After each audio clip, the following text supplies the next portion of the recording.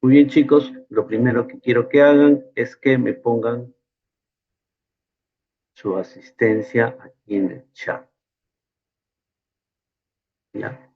De los 47, que ya tomé acá una foto, perdón, para mejor evidencia, ponen su asistencia. ¿Se escucha bien o no? Sí, No se está maestro. Sí, escuchando. se escucha. Ya, ok.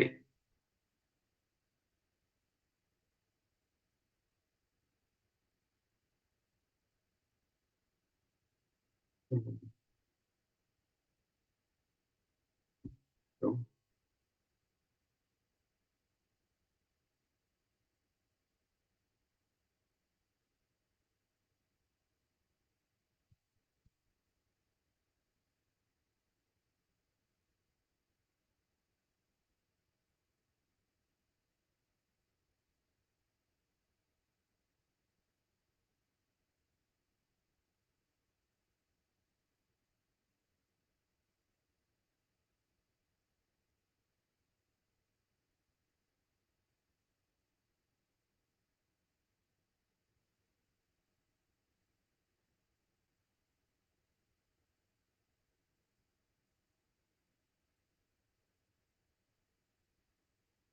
Bien, chicos,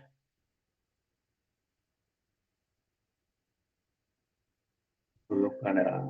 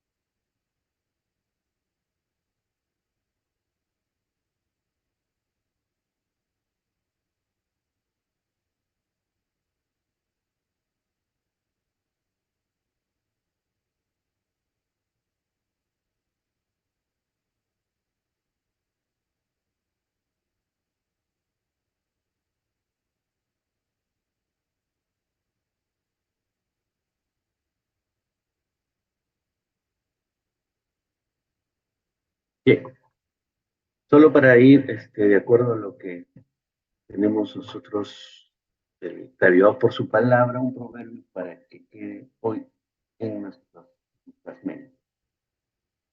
El criado consentido de niño se convertirá en una persona insolente. El hombre iracundo provoca pelea. El hombre violento multiplica sus. El altivo será humillado, el de espíritu humilde será enaltecido. Eso es para meditar. Bien, voy a compartir mi pantalla el día de hoy y pueden ver todos.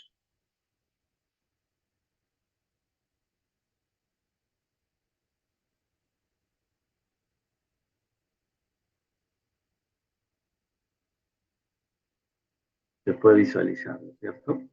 Ok, listo. Entonces, hoy día vamos a empezar con infecciones del aparato reproductor. Hay varias cositas importantes allí que tenemos que tomar en cuenta con los diferentes microorganismos que pueden causar infecciones en el aparato reproductor, tanto masculino como femenino. Entonces, en primer lugar, lo que tenemos nosotros que ver si es que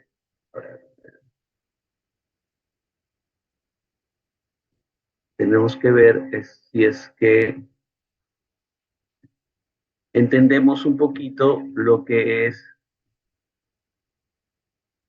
las ETS o las IETS.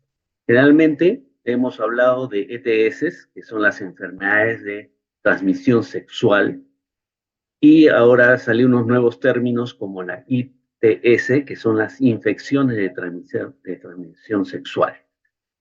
¿Y cuál sería la diferencia? ¿Cómo es que nosotros tenemos que manifestarnos en cuanto a lo que es una ETS o es una ITS? Generalmente, ahora más se habla de las ITS, porque las ITS son infecciones de transmisión sexual que son asintomáticas. O sea, hay muchas infecciones que no tienen síntomas porque solamente el paciente está infectado. Un ejemplo clásico es una infección por HIV, por ejemplo, donde no hay síntomas, todavía no ha desarrollado la enfermedad, todavía no tiene el síndrome de infección adquirido, de deficiencia adquirida, o sea, el SIDA, no tiene las manifestaciones clínicas, pero tiene la infección.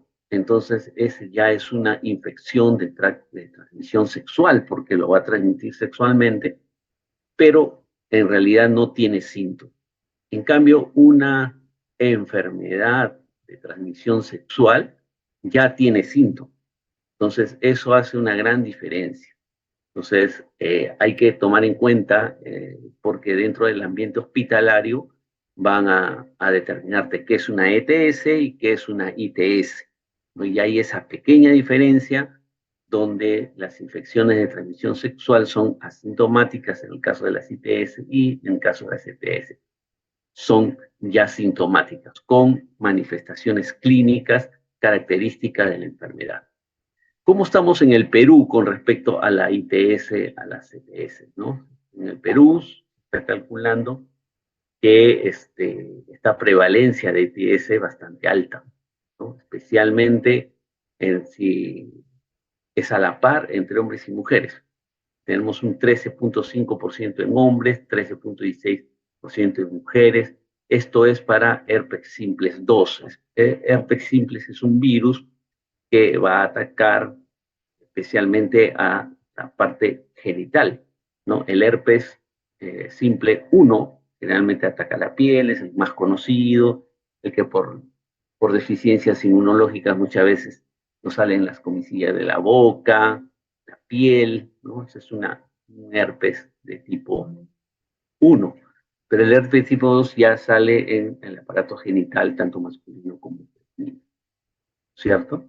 Y en el caso de la clamidia trachomatis, que es una de las enfermedades,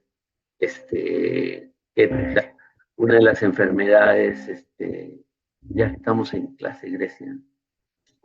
Avisen la Grecia que ya estamos. Los hombres tenemos un 4.2% y en 6.5% en mujeres para la clamidia trachomatis. Y en el caso de la tricomona vaginalis, aunque es vaginalis, también puede estar en hombres debido a la infección de transmisión sexual que existe, y también para el treponema pallidum, que es la sífilis, una de las enfermedades también más conocidas en el Perú. Entonces, miren el porcentaje que tenemos.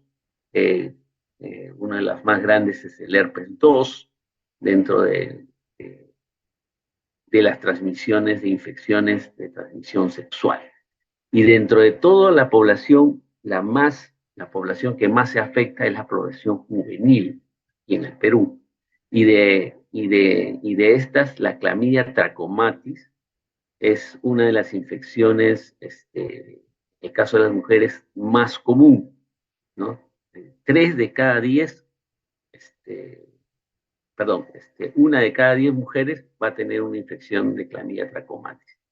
Y 3 de cada 10 va a tener vaginosis bacteriana y prevalencia de herpes más o menos en un 24%. Los datos son sacados de aquí del país, no son muy diferentes a los que hay en el extranjero. La clamidia trachomatis también tiene su, su porcentaje alto. En algunos países más desarrollados el HIV, pero no deja de tener la clamidia trachomatis una prevalencia allí. ¿Cuáles son las más frecuentes en las que nosotros vamos a tener aquí en el país? Tenemos la sífilis, la gonorrea, la clamidia, como ya hemos visto, el herpes, la hepatitis B, la hepatitis C, el virus del papiloma, el virus de la inmunodeficiencia. Hoy día solamente vamos a ver algunas bacterias como la sífilis, la gonorrea, la clamidia. Y luego vamos a la Neisseria también. Y luego vamos a ver la parte viral en la próxima clase. Todo lo que sean virus que atacan al tracto reproductor. Entonces hoy nos concentramos en lo que son estas enfermedades. Tenemos las más importantes: sífilis, gonorrea, clamidia. ¿Okay? En la parte de viral, una de las más importantes es la del HIV.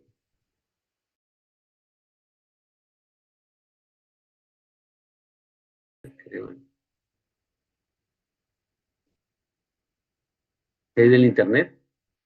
¿Me escuchan? Sí, doctor. Vaya, ok. Creía que se había ido acá. Ya, entonces, eh, vemos aquí que el contagio en HIV en el Perú son de 3 tipos, y eso es lo que tenemos que también recordar bastante. 3 tipos en los cuales se puede transmitir esta enfermedad. Aquí en el Perú es una de las enfermedades que más se tiene preocupación. Hay un programa, hay un seguimiento, hay información. Eso significa que cuando ustedes estén trabajando van a tener que informar este tipo de enfermedades. Es una enfermedad que tiene protección legal. Hay que tener mucho cuidado porque no se puede estar divulgando los resultados de los pacientes. Siempre los resultados son personales. Tienes que hablar con el paciente, tienes que pedir autorización. Si el paciente quiere que sigas la investigación para poder encontrar la enfermedad, la causa, tiene sus matices legales esta enfermedad, ya que cuando se inició por el año 70, 1970, 80, 90, y en el Perú, que fue un aterrador, ¿no? Por la cantidad de pacientes que tenían. Esto no ha acabado, sino que simplemente ya no se está, digamos, tomando mucho a la luz porque el COVID lo ha opacado y otras cosas más, pero si nosotros damos cuenta, las estadísticas aquí en el Perú son bastante alarmantes. Entonces, las 3 vías de contagio es, uno, la vía sexual, que es la de mayor porcentaje. 99.52 de las infecciones por HIV es por vía sexual. Después tenemos la vía vertical, que es la madre-hijo, ¿no? La madre-niño, o sea, el recién nacido, la madre con paciente con HIV positivo, transmite y es portadora al recién nacido del HIV. Y la vía parenteral, que ocurre por pinchazos de aguja, por jeringa, por sangre infectada que se le transfunde a los pacientes. Entonces tenemos de que esas ya están en un porcentaje por debajo del 0%, 0.4%, en el caso de vertical, y se tiene mucho más cuidado, mide 0.07% en el caso de que sea por transfusión sanguínea, pero la mayor manera de infectarse con el HIV es a través de las relaciones sexuales. Es importante. Miren, aquí en el Perú, la epidemia que tenemos, un trabajo estadístico que se hicieron acá hasta el año pasado, 2022, ha estado siempre subiendo, ¿no? Excepto el año 2020, que asumimos de que todo estaba enfrascado en lo que era el COVID, la enfermedad del COVID, y por lo tanto el reporte de los nuevos casos no fue efectiva, y por tal motivo tenemos esa baja de 5.803, pero ya en el año 21 ya subió a 8.400, el año 22 en 7.400, desde el 2017 ha ido subiendo, ¿no? En gran cantidad. Entonces, esta es una infección de transmisión sexual que en el Perú se está elevando, ¿no? En el Perú hay alrededor de 79.000 pacientes diagnosticados con VIH, ¿no? Que reciben tratamiento para controlar la infección. Pero se está estimando que hay más de 10.000 portadores que aún no se tiene razón de su enfermedad, porque no se la ha podido detectar, etc. Entonces, hay que tomar en cuenta estas enfermedades de transmisión sexual, estas infecciones de transmisión sexual, que son muy, muy importantes. Si queremos hacer un cuadro de enfermedades de transmisión sexual, de agentes sexuales, vamos a tener estos tipos de enfermedades, ya hablando de ETS. Por ejemplo, la clamidiasis, que es la número 1, causada por la clamidia trachomatis, en varias variedades biológicas que tiene. Hay algunos grupos especiales para clamidia trachomatis a nivel reproductor, porque también la clamidia ataca al ojo, ¿no? Entonces, eso lo vamos a ver cuando hablemos de clamidia. Tenemos la gonorrea causada por la Neisseria gonorrhoeae, el herpes genital causado por el herpes simple 2, las verrugas, ¿no es cierto?, que es causada por, o el cáncer anogenital causada por el virus papiloma humano, la tricomoniasis causada por la tricomona vaginalis, el SIDA, la enfermedad causada por el HIV o el virus de insuficiencia adquirido, el, el chancro blando por el Haemophilus ducreyi, la sífilis por el treponema pallidum, el linfogranuloma venéreo, que también es parte de la clamidia trachomatis, una de sus variedades biológicas, granuloma inguinal, la candidiasis y la vaginosis bacteriana causada por la Gardnerella vaginalis, ¿no? Hoy día no vamos a poder ver todos, vamos a ver alguna de ellas nada más, pero más o menos son las enfermedades de transmisión sexual más comunes y sus agentes causales, ¿no? Es importante tener este cuadrito claro porque nos ayuda a poder tener una relación entre lo que es la enfermedad y los que son los agentes causales. Bien, para ya entrar al punto de la infecciones de transmisión sexual, vamos a ver cómo es que nos defendemos. Siempre tenemos nuestra defensa con respecto a lo que es las enfermedades y los microorganismos. Y hablando del aparato reproductor masculino, tenemos pues un factor importante que es el factor antibacteriano prostático, ¿ya? Que su base es la presencia del zinc, que generalmente es un bactericida formidable para los gram negativos, ¿no? Este factor antibacteriano prostático es el que más defiende a nuestro aparato reproductor, en el caso del aparato reproductor masculino. Los factores uretrales también y las expresiones de los receptores celulares genéticos, porque todo microorganismo siempre tiene que adaptarse a un determinado,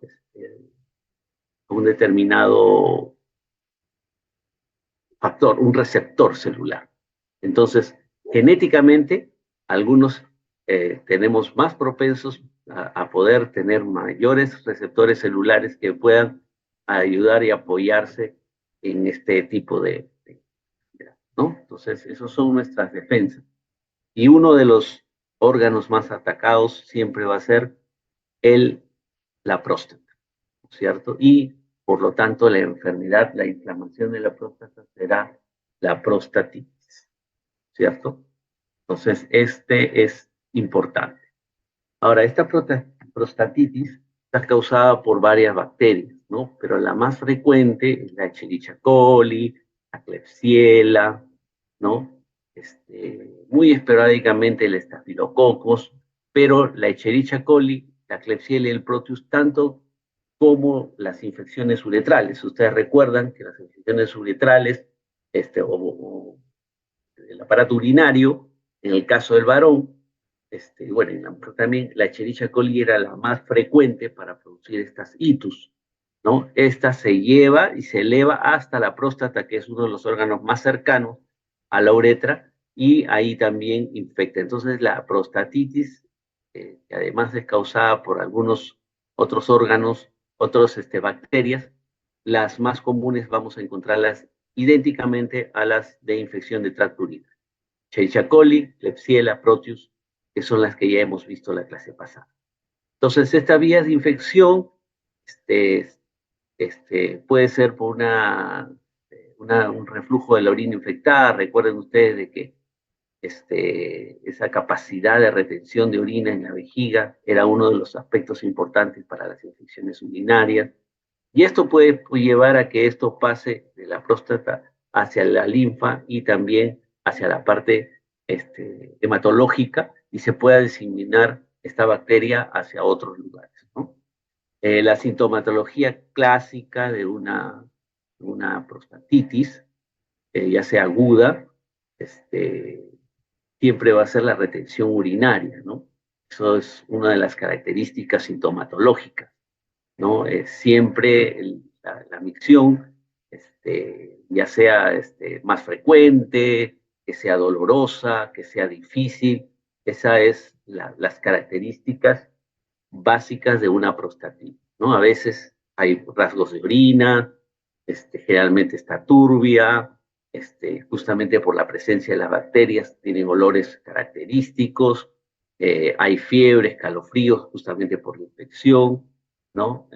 Y tenemos rectal, ¿no? O sea, las ganas de defecar y no hay nada, aunque el sistema digestivo esté vacío, hay esas ganas, ¿no? Se llama tenesmo rectal, esas ganas de poder defecar y no poder hacerlo, ¿no? Entonces es clásico de la sintomatología de una prostatitis, ¿cierto? Y esto, lógicamente, que lo vamos a detectar cuando se hace pues un cultivo de la secreción prostática. Para esto, en la secreción prostática hay un tacto rectal, ¿no? Generalmente se hace un tacto rectal para llegar a la próstata, ¿no? Especialmente ya los adultos mayores tienen que tomarse esa prueba, tienen que hacer un tacto rectal y llegar a la próstata, tocar la próstata, estimular la próstata y esa va a dar una secreción prostática. Esa secreción prostática es la que se tiene que cultivar para ver si hay alguna infección directamente de la próstata. Lógicamente que antes de eso hay que tomar también una prueba de orina, un urocultivo, para ver si además de la infección prostática podría haber una infección de tipo urinaria, ¿no? Que podría ayudar a que sea mucho más fácil descubrir el germen que está produciendo esto para poder atacar la infección prostática. Pero generalmente, si queremos tener directamente a la próstata, hay que hacer un masaje prostático rectal, un toque rectal. En el caso del aparato reproductor femenino, aquí uno de los factores de defensa es el pH. Recuerden ustedes de que las bacterias generalmente lo que van a hacer es cambiar el pH, ¿cierto? Recuerden ustedes cuando hablamos de infecciones urinarias, en caso de mujeres, generalmente siempre o vienen del tracto digestivo, por su anatomía, que son muy cercanos, o también vienen por las mismas secreciones vaginales hacia el meato urinario, y las infecciones de tracto reproductor, o sea, del reproductor, pueden ingresar también a tracto urinario. Entonces, dentro de las infecciones de reproductoras, del aparato reproductor, la defensa que tiene para las bacterias, la acidez, ¿cierto? La acidez. Recuerden ustedes de la ureasa, que como transformaba para poder cambiar el pH. Entonces, la acidez en el tracto vaginal siempre va a ser ácida, ¿no? 3.8, 4.2, ¿no? Ahí también están los factores antiadherentes. Recuerda que hablamos en la clase pasada, que no permiten esas dos proteínas que no permiten o dificultan que la bacteria se pueda adherir, ¿no? Una de las importantes es la adherencia. Entonces, no permite que se adhieran y eso ayuda a que lógicamente no haya una infección, ¿no? La IgA secretora, tanto la IgA1 como la IgA2.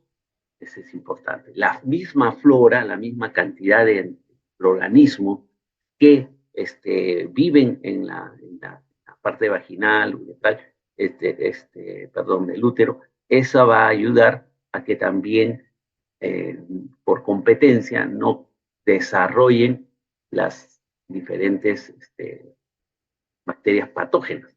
Entonces, la flora vaginal normal, eso va a ayudar.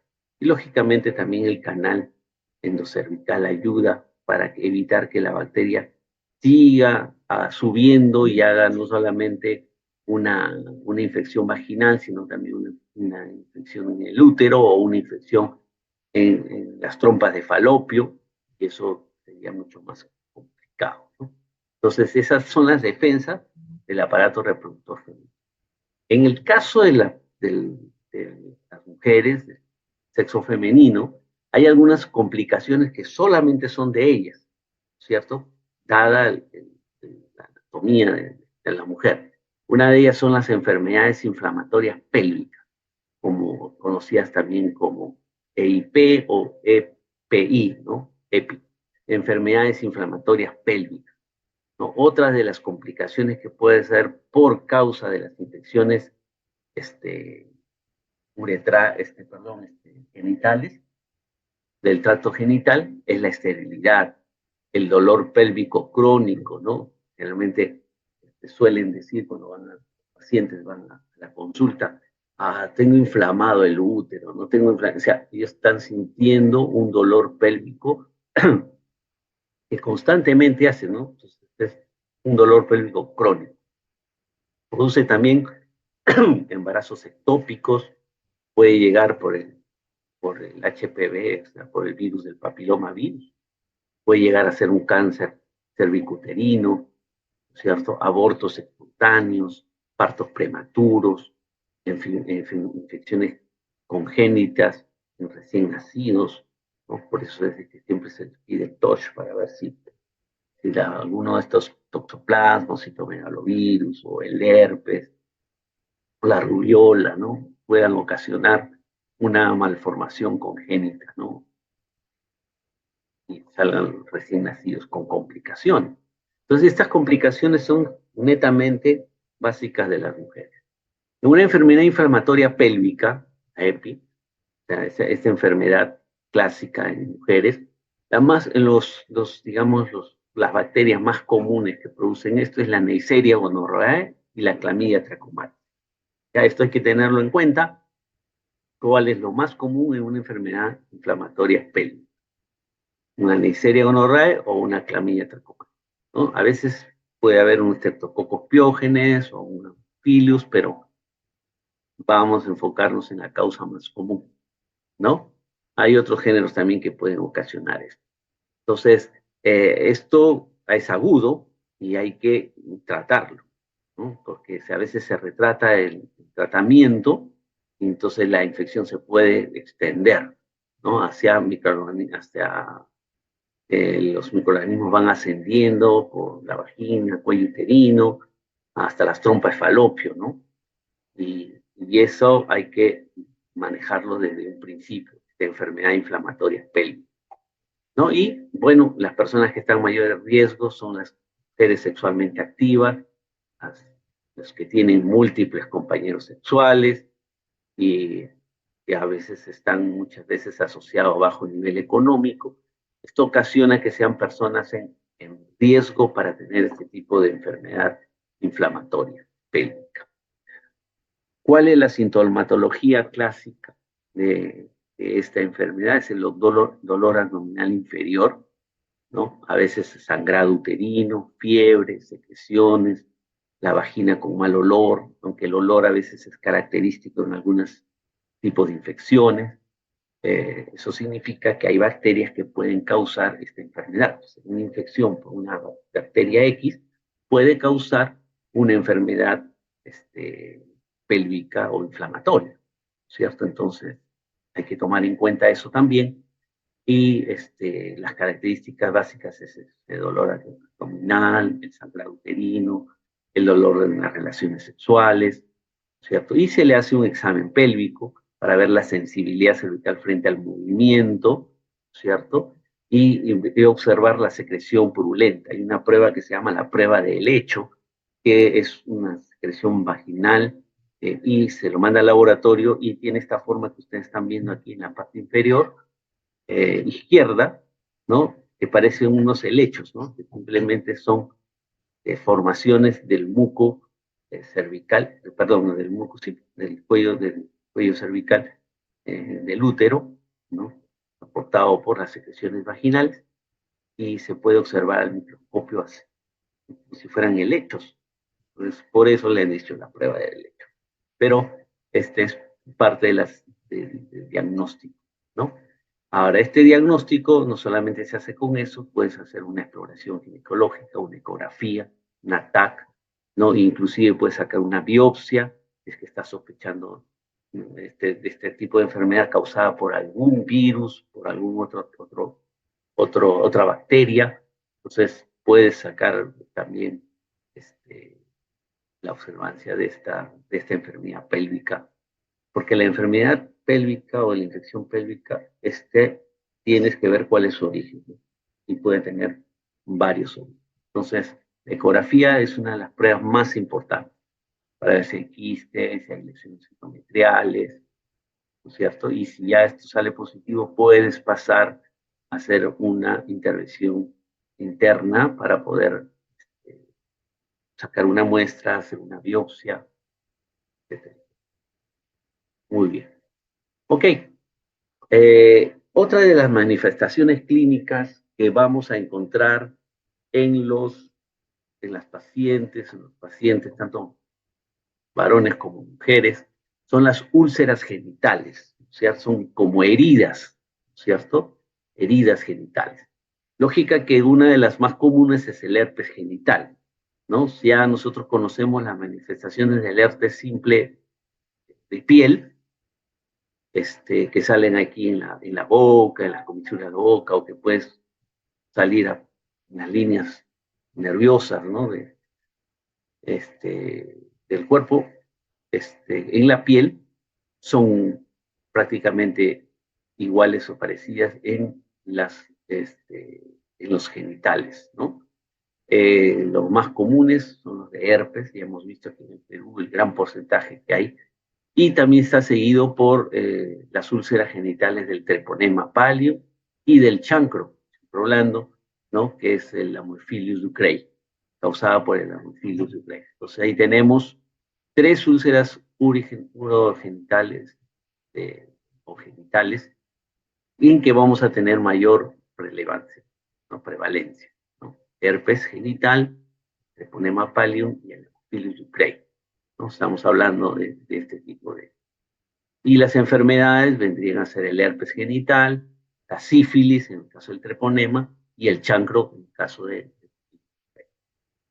Unas en menor escala tenemos el linfogranuloma venéreo causada por la clamidia trachomatis, y todas estas son de transmisión sexual, ¿cierto? Entonces ahí tenemos un cuadrito interesante que ustedes lo puedan leer, ¿no? Porque están las enfermedades más comunes, ¿no? Que tienen úlceras genitales. Estamos hablando solo de las que tienen esa manifestación, eh, ¿cómo se llama? Esa manifestación clínica, que son las úlceras genitales, ¿no? Tenemos al herpes, ahí tenemos el causante, tenemos a la sífilis, al chancroide, al linfogranuloma venéreo, al granuloma inguinal, y ahí tenemos los diferentes microorganismos que lo producen y las manifestaciones clínicas, ¿no? Parte ya del trabajo que ustedes están haciendo eh, para presentar cuando se tome el examen y de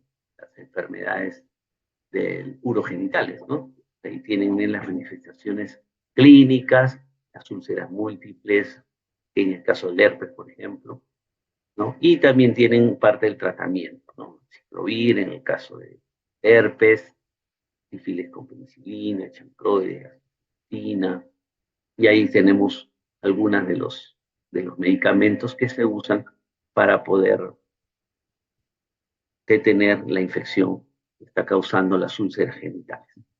¿Ok? Bien, vamos a empezar con la clamidia trachomatis. Ya tenemos todo el panorama claro de la sintomatología de las enfermedades genitales.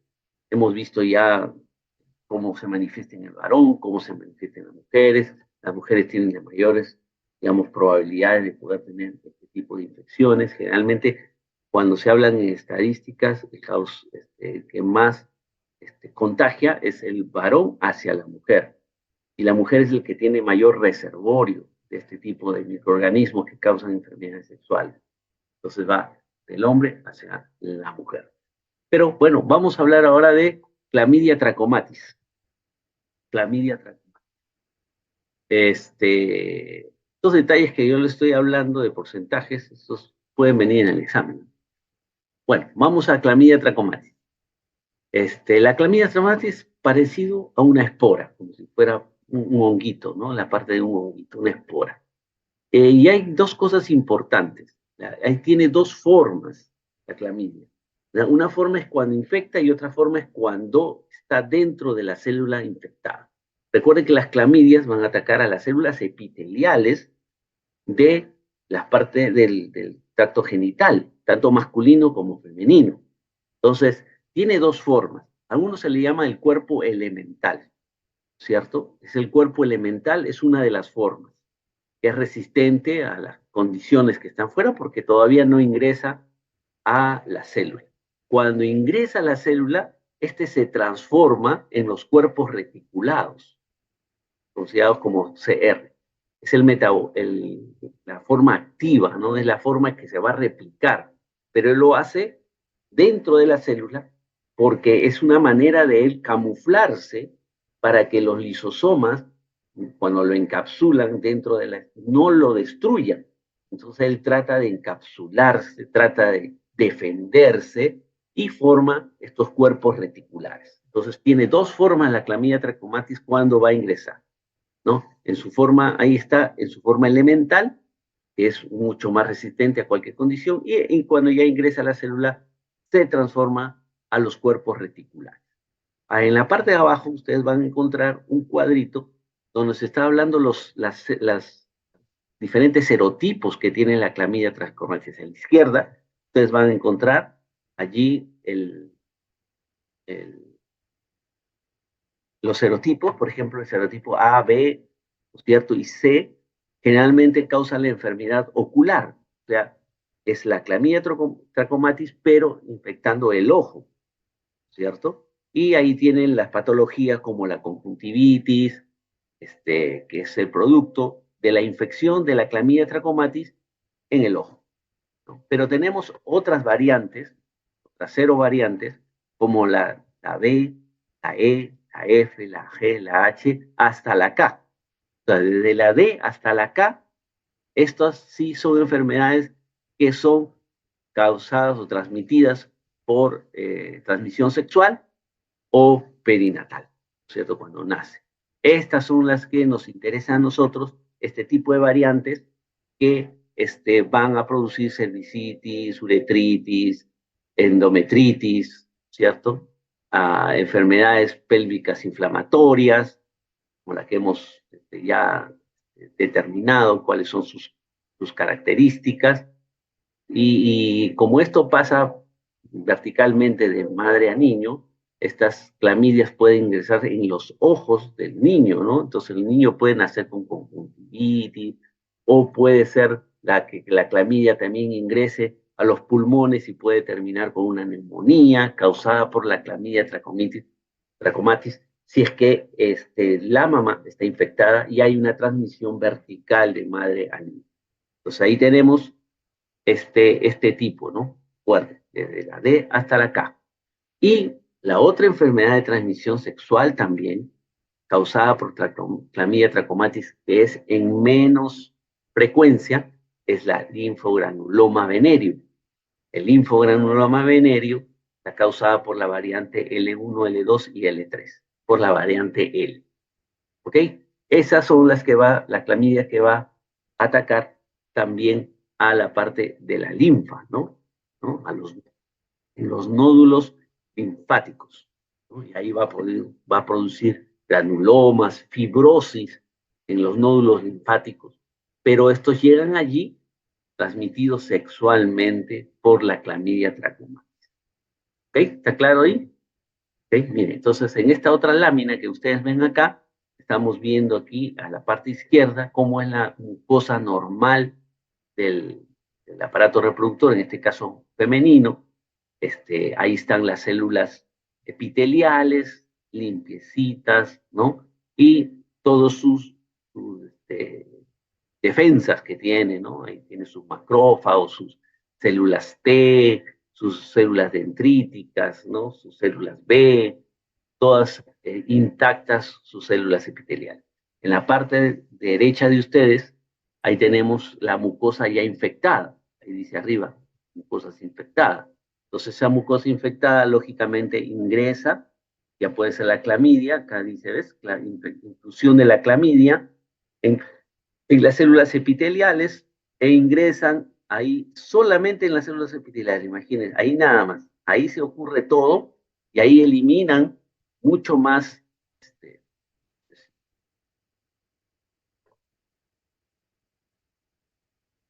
si puedo, acá. No sé si se ve el puntero, ¿se puede llegar a ver el puntero? Sí, maestro, sí se ¿Sí? ve. Ok, entonces miren, acá tenemos las células epiteliales, acá tenemos a las clamidias que se incluyen y nuestras defensas, como es la inmunoglobulina A, ¿cierto? Recuerden que siempre tenemos inmunoglobulina A, y los neutrófilos son los primeros que salen. Cuando ingresa, ahí le da la alerta a ya toda la cascada inmunológica para poder defendernos de este tipo de infección, ¿no? Entonces, ahora vamos a ver aquí, miren, aquí está más clarito, aquí están, ¿cómo se llamaban las, la forma en que tenía la clamidia trachomatis? ¿Cómo se llama? ¿Qué es esto? ¿Era la CE que era? Cuerpos elementales. Exacto, los cuerpos elementales, ¿no es cierto? Son los que tienen mayor resistencia, son los que ingresan, ya sea por transmisión, generalmente por transmisión sexual, son las que van a ingresar. Entonces ahí se adhieren a las vellosidades y hasta las inmovilizan a veces, ¿no? Y lógicamente después de eso, ahí dentro de la célula, cuando ya ingresa, ahí se convierten, ¿no? Cuerpos elementales, cuerpos Reticulados. reticulados. Muy bien. Entonces ahí se desarrollan, ahí comienzan a reproducirse dentro de un fagosoma y que la célula trata de eliminarlo, pero como se transforma, las reticulados ya no son detectables por el sistema interno de la célula para destruirla, se camuflan. Entonces baja la guardia la célula y ya no la ataca y eso aprovecha para que se multipliquen, ¿no es cierto? Se multipliquen, se puedan nutrir de esas células y luego, después de que están reproducidas, que han formado varias clamidias ahí, trachomatis, otra vez que hay una conversión de reticular a C, ¿no es cierto? ¿Para qué? Para que puedan liberarse. Pueden tomar dos caminos. Una, pueden mantenerse latentes, persistentes dentro de la célula, y la otra es romper la célula e invadir nuevas células. Entonces, hay dos conversiones, elemental, reticular, en la forma cuando ingresa, y después que se reproduce, una forma reticular, se reproduce, otra vez se convierte a elemental para poder salir al exterior y poder también enfrentarse, digamos, a todas las defensas que tiene nuestro sistema este, inmunológico, ¿no? Y el pH y las adherinas y las antiadherinas, antiadherentes, todo lo que nosotros tenemos para defenderse con esa capacidad de un corpúsculo elemental, él sale para poder ingresar a otras nuevas células. ¿Ok? ¿Está claro? Este acá es el tiempo que dura más o menos. EB sería el corpúsculo elemental y el otro el retículo, ¿cierto? Entonces miren acá, desde que se adhieren, ¿cierto? Se adhieren, son ingeridos hasta que forman el fagosoma, pasan 2 horas, ¿no? De ahí viene la reorganización, o sea, la transformación, ¿no? Y eso más o menos dura 8 horas, y de allí duran 8 a 18 horas más hasta que empieza la multiplicación. La multiplicación más o menos unas 24 horas, y de ahí hay una conversión de nuevo, de unas 48 horas más, ¿no? Y acá tienes casi tienes una semana en que comienzan otra vez a liberarse para infectar nuevas células, ¿cierto? Está clarito esto, ¿no? Creo que está claro con respecto a cómo se va a difundir la clamidia trachomatis, ¿no? Entonces, aquí mire, ven una foto de un monocito donde ahí se han ingresado las clamidias, hay unas flechitas, las flechitas negras que hay son las clamidias, ¿no? Entonces, los receptores, que son los importantes, restringen al epitelio cilíndrico no ciliado, ¿no? Ellos van hasta la parte baja de la célula para poder reproducir, ¿no? Y estos pueden llegar al endometrio, pueden llegar, como vimos en la pasada aquí, pueden producir endometritis, pueden producir vaginitis, cervicitis en el cuello uterino, endometritis y hasta salpingitis, ¿no? Que es la infección en las trompas de falopio. Puede producir salpingitis, ¿cierto? Y puede atacar el ojo, como también las aparatos reproductores. Otra de las enfermedades del granuloma, recuerden que hay un serotipo L, L1, L2, L3, que produce otra enfermedad, menos frecuencia, pero es el linfogranuloma venéreo, ¿no? ¿Cuáles son sus características del linfogranuloma venéreo, ¿no? Es la hinchazón de la piel, especialmente el área inguinal. ¿Por qué? Porque va a atacar a los ganglios linfáticos. Es ahí donde se va a desarrollar la clamidia, ¿no es cierto? En los ganglios linfáticos. Al comienzo no hay dolor, pero después, cuando ya se inflama los ganglios linfáticos, ya en una segunda fase, ahí es cuando empieza el dolor, se inicia el dolor, se hace como si fuera una tumefacción en la parte donde está el ganglio, especialmente en la parte inguinal, ¿cierto? Y eso es lo que produce estas como tumorcitos ahí duros, ¿no? Y se puede romper, ¿no? Para poder drenar, y eso está lleno de clamidia, ¿no? Entonces, son las características de un granuloma venéreo. ¿Cómo diagnosticamos la clamidia? ¿No es cierto? Hay elementos muy costosos, como por ejemplo el cultivo de huevo embrionario, ¿no? Células especiales para que puedan estar, pero lo que más se usa ahora es la inmunofluorescencia directa. Hay también fijación de complemento, detección de antígenos en secreciones con GIEMSA, o sea, cuando ya tenemos la secreción, tú le puedes hacer teñirlo con GIEMSA, con la coloración GIEMSA, y eso ayuda a que podamos observar la presencia de la clamidia dentro de las células, ¿no? Epiteliales, porque recuerden que esas atacan solo células epiteliales, excepto cuando se pasan hacia la linfa que ya producen el linfogranuloma venéreo, ¿no? Ahí tenemos la inmunofluorescencia directa, ¿no? Donde tienes anticuerpos marcados con fluoresceína, y estos anticuerpos se adosan a la clamidia, y luego a través del microscopio fluorescente mandas un rayo de luz violeta para que pueda incandescer la fluorescencia, ¿cierto? Y entonces puedes determinar que en esa secreción encuentras clamidias trachomatis causadas. Eso es lo que más se trabaja para poder determinar una clamidia. Hay también las formaciones de anticuerpos, como vemos aquí la diapositiva, pero tiene mucho,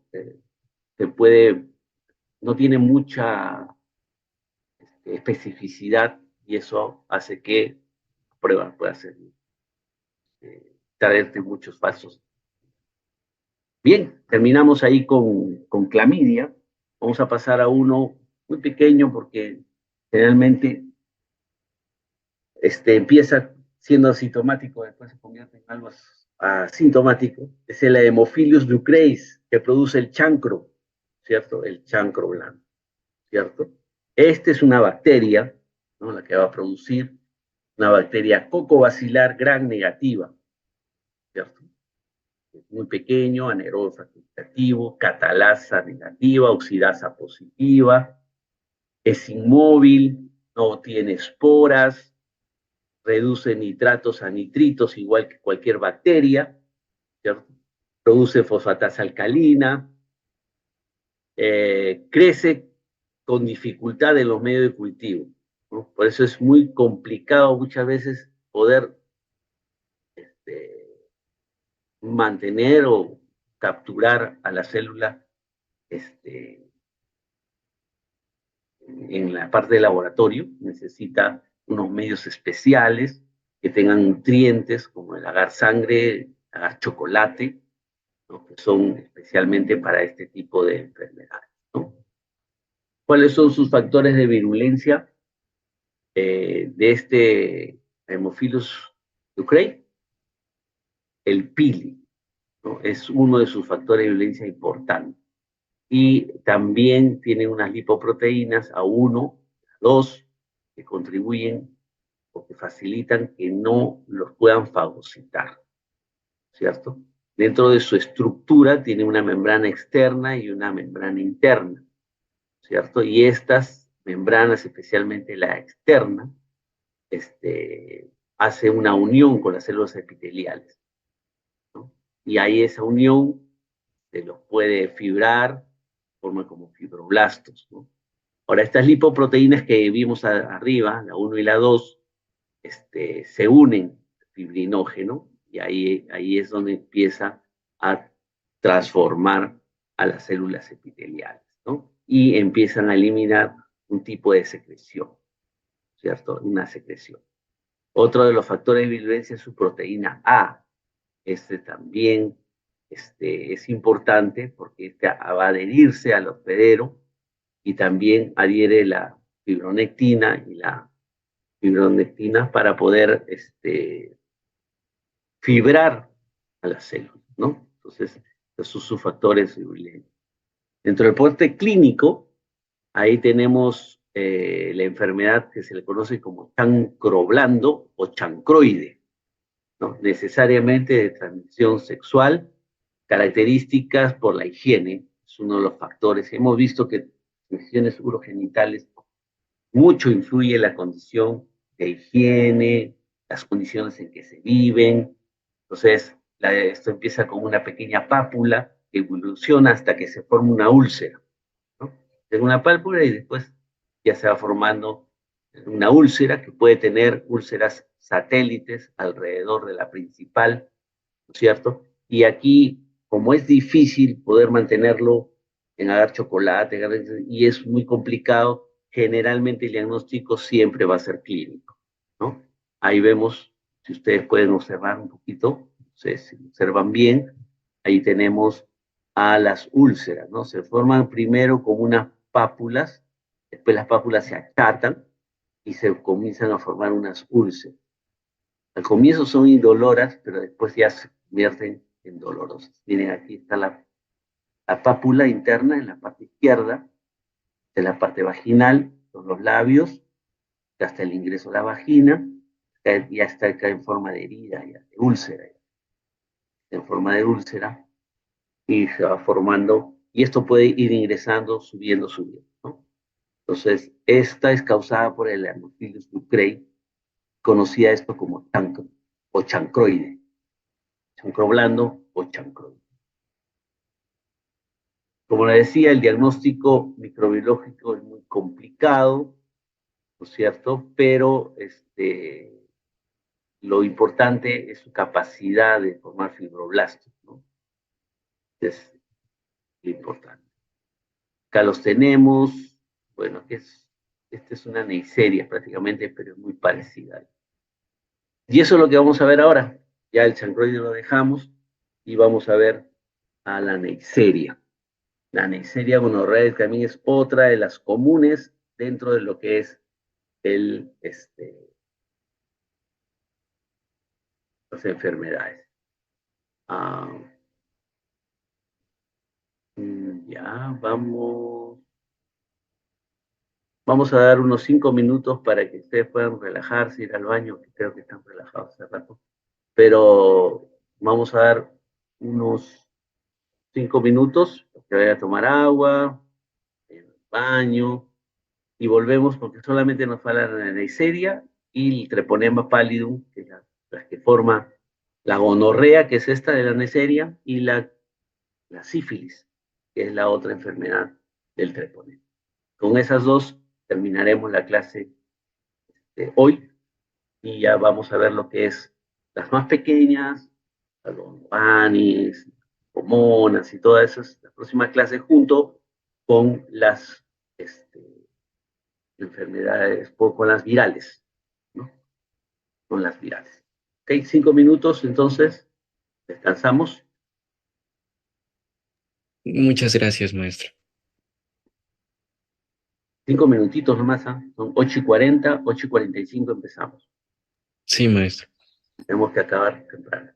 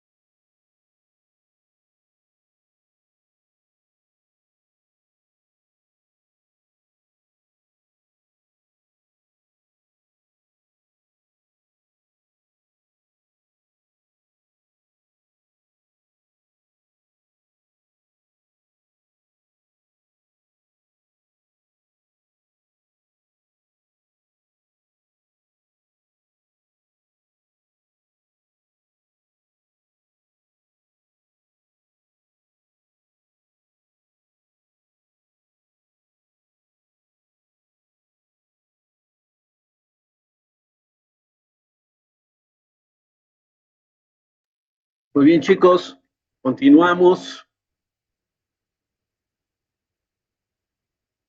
Sí, maestro.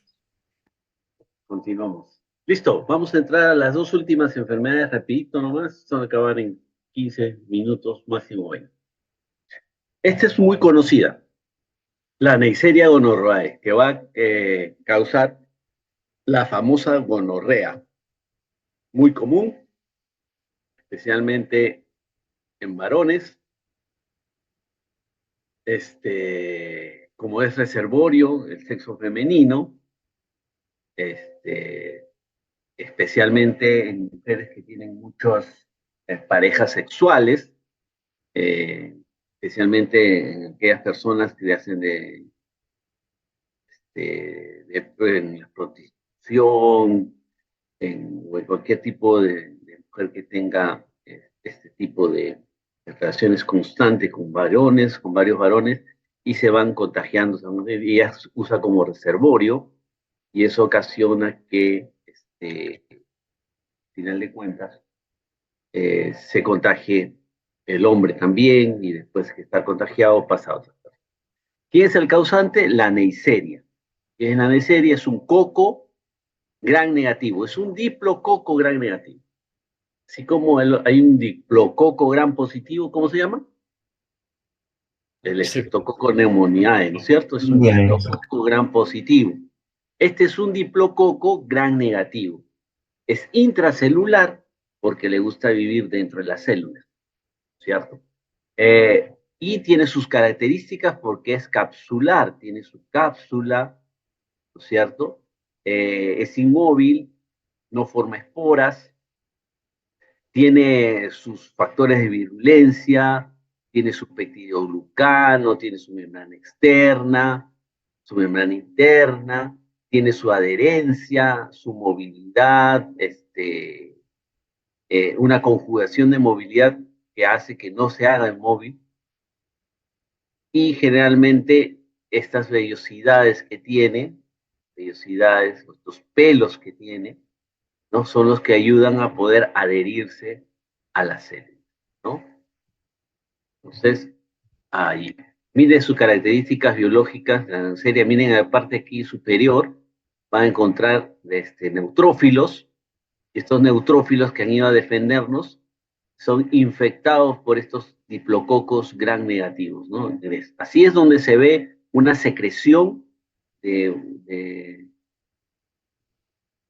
de una enfermedad venérea que podemos encontrar Neisseria, ¿no? Se hace un frotis, se hace un gram y una coloración, y se va a encontrar estos diplococos gran negativos en forma de riñón, ¿cierto?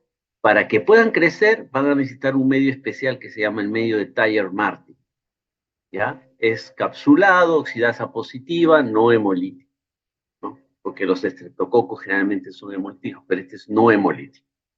Es una diferencia. Entonces, ¿cuáles son sus factores de violencia? Sus fimbrias, sus pelitos, ¿no? Estas se adhieren a los epitelios, tanto de la uretra como de las células epiteliales de la vagina, de la uretra, en el caso de los varones, ¿no?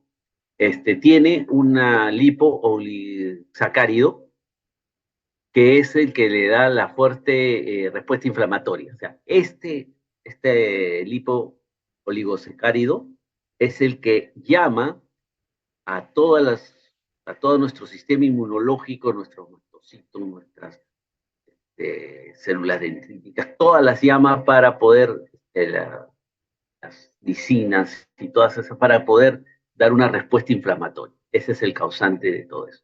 Tiene otra que se llama la proteína 1,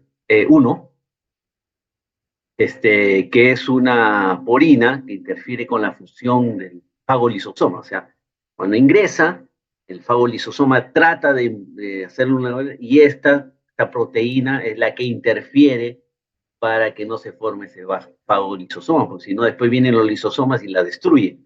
Entonces él trata de su proteína 1 y su proteína 2, que es la proteína 2 sí va a colaborar junto con las fimbrias para autoadherirse a las células epiteliales.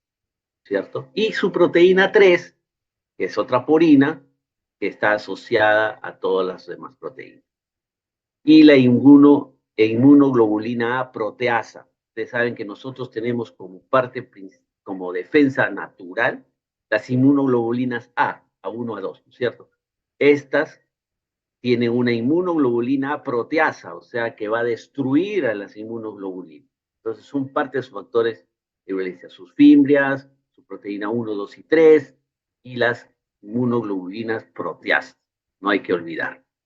Entonces, ¿qué pasa con estas proteínas? Aquí es donde se adosa dentro de lo que es la membrana celular de las células epiteliales, uretrales, vaginales, etc. Entonces hay proteínas, ¿no es cierto? Y hay una de las proteínas, la OPA, ¿no es cierto? Que es la unión con las células epiteliales, que es la proteína número 2, ¿no?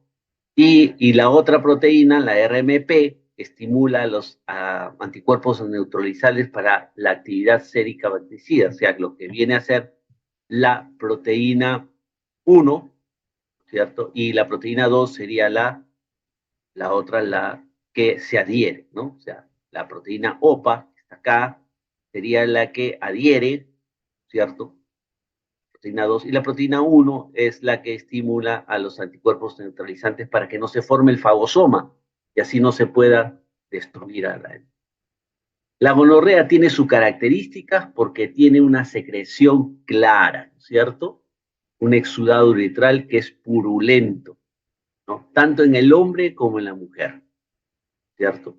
Eh, y la mujer todavía puede desde el cuello uterino en adelante, ¿no? Y va a bajar por el flujo vaginal y lógicamente que va a producir disuria, molestias para orinar, dolor abdominal, puede hasta crear una enfermedad pélvica inflamatoria. O sea, con todos los síntomas de una enfermedad pélvica inflamatoria causada por la Neisseria gonorrhoeae, en el caso de la mujer, ¿no? En el caso del hombre se limita solamente a la parte uretral, ¿ya? Pero su característica es purulenta, ¿no? Aquí tenemos las fimbrias, que son las fimbrias de adherencia, que es una de las interesantes importantes, sus lipoproteínas, ¿no? Que ayudan tanto a ayudar a las fimbrias para poder adosarse, y la inmunoglobulina proteasa, que es la que va a destruir a nuestras inmunoglobulinas A, que tenemos como defensa natural, ¿no? Entonces, así trabaja la Neisseria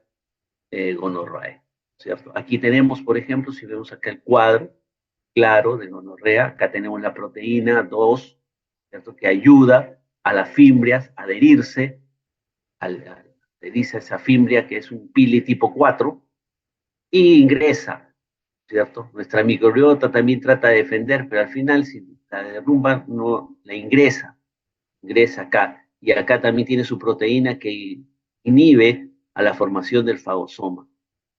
Tienes la lipoproteína que induce a todos los macrófagos a poder destruir a la bacteria, a la célula que tiene incluida. Pero si esto no es suficiente, el proceso inflamatorio se ocurre, sí, pero se puede liberar y puede ingresar a otros tipos de, de células, ¿no? Es la secreción que siempre se va a encontrar en los pacientes, ¿cierto? Clara de una Neisseria gonorrhoeae. Ahí con esta secreción tú puedes mandar al laboratorio para que le hagan una coloración, tú mismo, tu lámina la pones, ¿cierto? Con un poquito de suero fisiológico para que se diluya y le pones, lo secas, lo fijas, le haces su coloración y observa al microscopio, vas a encontrar a los neutrófilos, porque aquí es donde los neutrófilos comienzan a ingresar y con estos se liberan, los neutrófilos vienen a la respuesta y se meten en los neutrófilos, ¿cierto? Y es ahí cuando a veces estos neutrófilos ingresan ya más al fondo de las células epiteliales y pueden producir otro tipo de enfermedades, ¿no? Y esto va a facilitar la transmisión a otras células. Entonces tú vas a encontrar allí en tu secreción las los diplococos gram negativos dentro de los neutrófilos, y eso es lo que le da el diagnóstico de la enfermedad. En el caso de las mujeres, ya hemos visto que el hombre solamente llega a la uretra. En el caso de las mujeres sí puede subir por cuello uterino, puede subir por el endometrio, y puede llegar a las trompas de falopio formando la salpingitis gonocócica, ¿cierto? Que es justamente que llega hasta las trompas de falopio y ahí se adhiere, ¿no? Y produce inflamación. Entonces, la infección de gonorrea podemos tenerla genital, anal y orofaringio. Y es una transmisión sexual.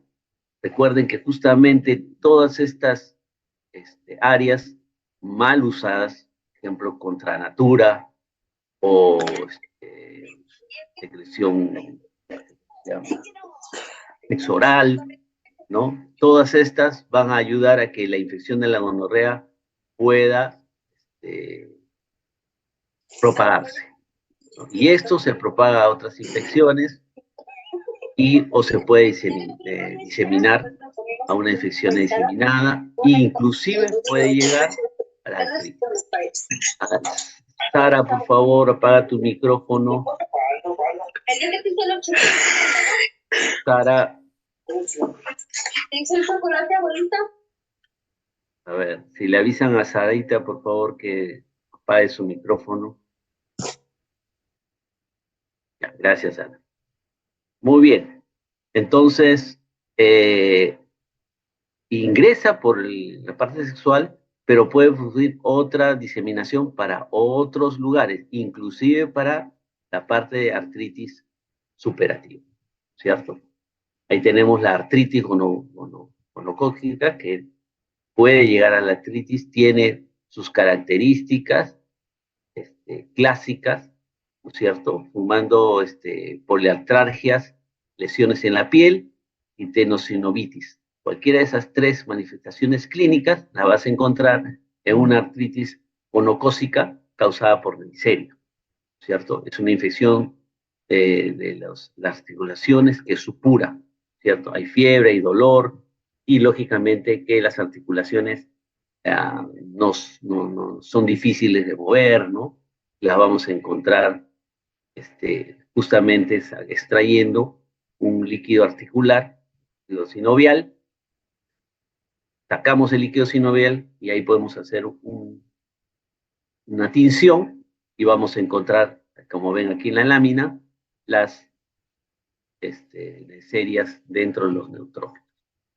En el laboratorio, el diagnóstico lo vas a hacer por un medio especial que se llama el medio de Thayer-Martin. También lo puedes hacer en agar chocolate, pero más efectivo es en el Thayer-Martin.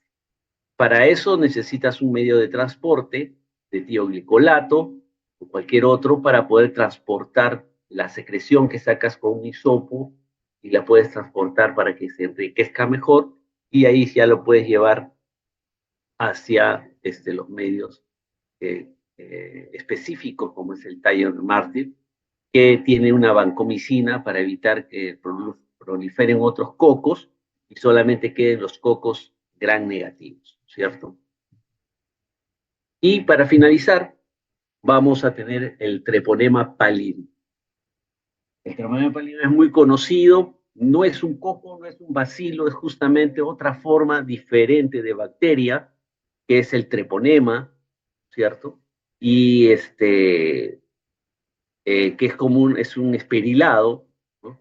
Se les conoce con el nombre de espiroqueta, y es el que va a causar pues esta enfermedad que fue mortal en los siglos anteriores, es la sífilis, ¿no? Así como en la época de los 90, 80, 90, nace el HIV, siendo mortal, matando un montón de gente y se hizo toda una epidemia.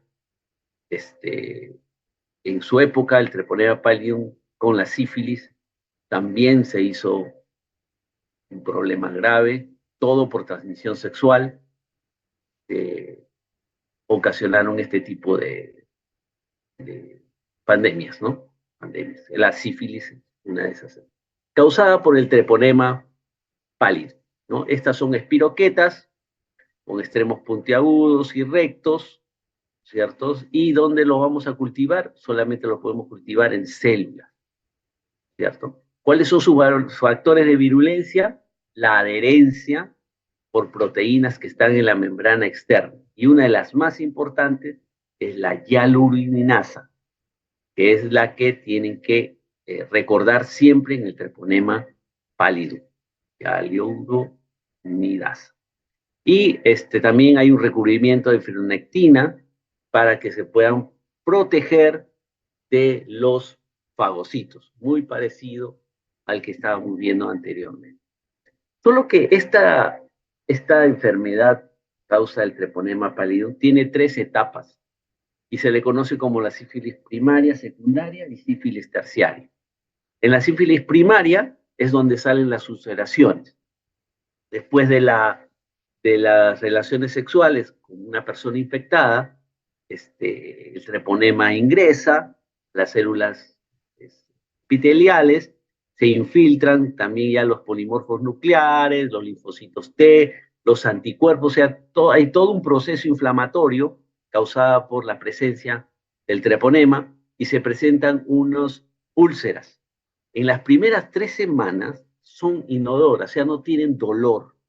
Y ese es uno de los puntos más importantes porque al final no le hacen caso, piensan que esto después puede salir, qué sé yo. Entonces ya se puede pasar. Y efectivamente, pasa y después ya no existen estos chancros y lógicamente la persona piensa que se ha curado sola, qué sé yo, pero mantiene el treponema dentro de su célula. Y pasa a lo que es la sífilis secundaria, ¿no? Ya después que ya penetró, emigran por el sistema linfático, van al sistema sanguíneo y viene ya la sífilis secundaria. O sea, hay un espacio donde ellos piensan que no tienen nada, ya pasa, pero sigue anidándose la Neisseria, perdón, el treponema, y se forma una sífilis secundaria. Ahí ya comienzan a salir lesiones en la piel, erupciones, generalmente en el tronco. Se ha visto que el 90%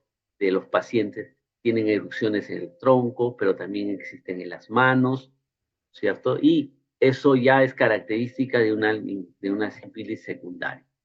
Mientras tanto, después desaparece todo y la sífilis se mantiene latente. Antes de pasar a una sífilis terciaria, se mantiene latente. Entonces el sistema inmunológico lo controla la infección y la espiroqueta, treponema, queda latente. Comienza a consumir poco a poco, su metabolismo es muy lento, se duplica constantemente, pero esto más o menos después de la primaria, más o menos después de un año, se define la sífilis latente, ¿cierto? Y esto puede durar muchos años, como puede durar pocos años, ¿cierto? Ahora, cuando empiezan las manifestaciones secundarias, como el caso de esto que hemos visto, de las lesiones, es ahí cuando se hacen las pruebas, ¿no? Las pruebas de diagnóstico. Entonces, viene la sífilis terciaria. Pues que ha pasado todo eso, ahí viene la sífilis terciaria. Puede ser, por ejemplo, puede determinarse y migrar hacia la parte neural, se forma la neurosífilis tardía. Yo creo que esto lo han visto también en el sistema nervioso, ¿no? Porque hay meningitis por esto, por neuromeningococo, ¿no? Entonces, la neurosífilis tardía, que puede durar de 5 a 10 años después que ha habido la primera infección, ¿no es cierto? Y ya comienzan a poner problemas en la corteza cerebral, en la médula espinal. Después la sífilis o el treponema puede tener una migración hacia el sistema cardiovascular. Entonces ahí viene la artritis, afecta a los vasos, ¿cierto? De la aorta, y hay necrosis de los vasos y la dilatación de la aorta. Puede también tener gomas, se llaman gomas veninas tardías, ¿no? Son como granulomatosos, indoloras, que no duelen, pero que forman como unas úlceras que no duelen en las membranas de la mucosa. Esa ya es la sífilis terciaria, ¿no? La neurosífilis que ya me imagino que la hayan visto, con trastorno de personalidad, con alteraciones psiquiátricas, anormalidades neurológicas, y eso lo van a detectar en el líquido cefalorraquídeo, ¿cierto? Muy bien, entonces ahí tú tienes toda la vida de este treponema desde que se hace el contagio y vienen las 3 semanas de incubación, ¿cierto? Y ahí ya tienes como 2 meses que comienzan a salir mes a mes y medio, toda la sífilis primaria con las manifestaciones ulcerosas y todas estas inodoras, y luego después hay un espacio de latencia, ¿no? Y ahí vienen las manifestaciones secundarias. Es ahí cuando recién comienzan las personas a ir al médico para que les puedan hacer sus exámenes, ¿no? De diagnóstica hay 2 tipos, ¿no? Treponémicas y no treponémicas. Luego de la secundaria puede pasar de 3 años hasta 30 años y después formar la terciaria, ¿cierto? La terciaria. Entonces, aquí, en la parte primaria, solamente hay una inmunidad de una latencia precoz, ¿no? Y acá pueden ayudar las pruebas no treponémicas como el BDRL, el RPR. Y ya cuando pasa la tardía, ya las no treponémicas no nos ayudan mucho porque se van a poner negativas, ¿no? Entonces ahí hay que ir a las pruebas treponémicas. Eso vamos a ver ahora en en la parte de diagnóstico. Ahora, con la transmisión materno-infantil, ¿no? Es vertical, ¿cierto? También hay esta infección vertical. Y ahí tenemos la sífilis primaria, secundaria, en menos de 2 años. Acá tenemos las características clínicas de cada una de las sífilis. Tenemos el changro, acá el linfodenopatía, en el caso de primaria, que es evidente. Y ya en la secundaria viene el rash, ¿no? En el tórax especialmente, y la sífilis latente temprana, que es asintomática en los niños. Y para el diagnóstico, pues tenemos 2 tipos de pruebas. Pruebas treponémicas, perdón, no treponémicas, en las que indirectamente, por la presencia de anticuerpos, las podemos validar. Y estas son pruebas de sensibilidad alta que ayudan para que podamos diagnosticar, ¿no? Ustedes han visto cuando van a un trabajo, cuando se van a casar, siempre piden si tienen enfermedades venéreas. Las enfermedades venéreas, en realidad, lo único que están buscando es si hay sífilis, que está encubierta, ¿cierto? Que está encubierta porque tiene un periodo de latencia, tienen, hasta que pasa a terciaria, tienen muchos años y puede estar latente dentro del paciente. Entonces mandan a hacer la prueba de BDRL, ¿cierto? Esta prueba de BDRL, que justamente se venera en enfermedades venéreas del laboratorio, se trata justamente de eso, ¿no? De poder detectar en esas etapas donde no hay síntomas y se forma una fluctuación con anticuerpos, ¿no? Las IgG o IgM, ¿cierto? Eso detecta eso. Y hay otra prueba que el RPR es la retina plasmática, ¿no? Que en esos momentos se utiliza partículas de carbón en vez de látex, el caso del BDRL. Es diferente. Aquí en el RPR es un del caso. Pero los dos sirven para determinar o detectar antígenos IgG o IgM contra el BDRL, que es preparado para determinar la presencia de sífilis, de treponema, ¿no? Esas son las pruebas no treponémicas. Las pruebas treponémicas, que son las más importantes, y la prueba GOLD, aquí es el FTA absorción, es la prueba importante para poder determinar la presencia de sífilis. ¿Quieres determinar la presencia de treponema? Tienes que mandar una FTA absorción. Esa es la prueba GOLD, la de confirmación, la GOLD estándar. ¿Cierto? Hay otras pruebas, las pruebas rápidas, las pruebas de ELISA, de un ensayo, ¿no? Que es una prueba también importante, pero esta detecta solamente IgG y IgM, ¿no? Aquí en esta FTA tú vas a encontrar directamente microscopio fluorescente el treponema, o sea, es anticuerpos contra el treponema. O sea, directamente, si sale positivo, es que hay treponema en la sangre del paciente y por eso se le determina la gol estándar para poder determinar la presencia de treponema. Bien, chicos, ahí nos quedamos. La próxima clase vamos a hablar acerca de otras pruebas como la Venela, Donovanis y otras más, y las virales. Y con eso creo que terminamos lo que es las enfermedades de transmisión sexual, infecciones de transmisión sexual. No sé si tendrán alguna pregunta. Nos hemos levantado temprano, pero ya gracias a Dios tenemos todo el día libre. ¿Sí? ¿Alguna pregunta? ¿Todo bien? Muy bien, chicos. Sí, maestro. No hay ninguna pregunta. Seguimos adelante. Muchas gracias por estar. Pónganme su asistencia, por favor. Quiero para saber quiénes entraron al principio y quiénes entraron al final.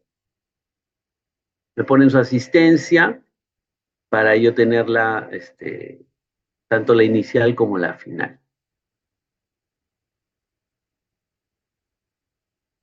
Maestro, y disculpe, sobre los temas que ha dicho hoy, lo que podríamos rescatar es sus síntomas y su clasificación y cómo podríamos detectar cada uno. Mira, que generalmente lo importante son sus factores de virulencia, su fisiopatología.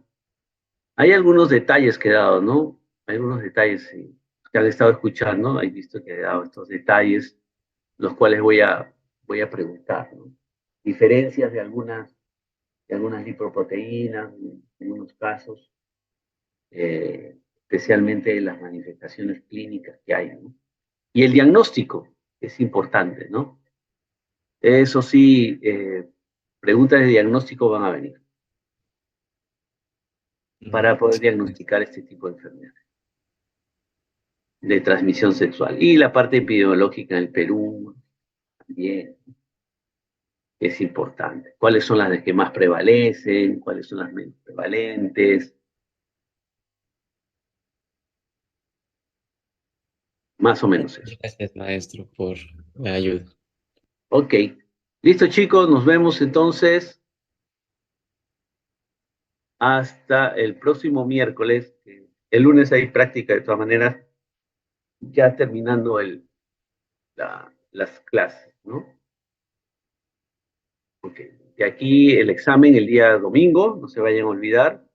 4 de la tarde, el examen el domingo. Ya, no se vayan a olvidar. 4 de la tarde. Ahora sí, de 72 subieron a más de 99. ¿Por qué son así, chicos? Yo ya tengo anotado que terminé con 70. ¿Cómo se llama? Ah, no, sí, con 71. Ya se están yendo. Ya, está bien. Chicos, vayan nomás. Tengan un buen día. Gracias, maestro. Cuídese mucho. Hasta luego. Gracias, doctor. Hasta luego. Hasta luego, chicos.